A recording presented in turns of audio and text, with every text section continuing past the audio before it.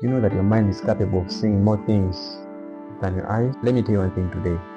Have you ever asked yourself, you've been drawing for years and years, you've been making portraits, making images for years and years, but you still the same? The problem is not in your hands, it is in your mind. Let me tell you one thing today. Those great artists, they didn't just wake up one day and realize that they can draw perfectly. They used to force their mind to think in different ways. They trained their mind to process images.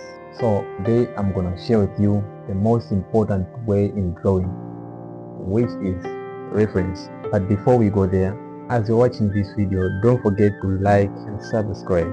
Let's talk about idea. Idea is the first one. I know you have an idea, it comes into your mind. Before getting the reference, what comes into your mind is an idea. I know you have a creative mind, creative spark, I can say, right? You have mental vision, but those are just the beginning. One thing you need is to support your ideas with reference. You know what happens when you draw without reference? You force your mind to invent information that it doesn't have. It's like you want to write a book in Arabic, but you've never had an idea of Arabic.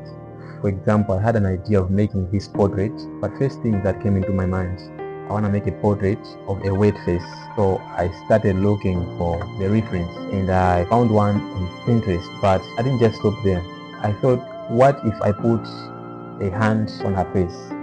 So I took a picture of myself and I used it as a reference. One thing I can tell you, be creative. Your mind can speak louder, be confident and believe in yourself.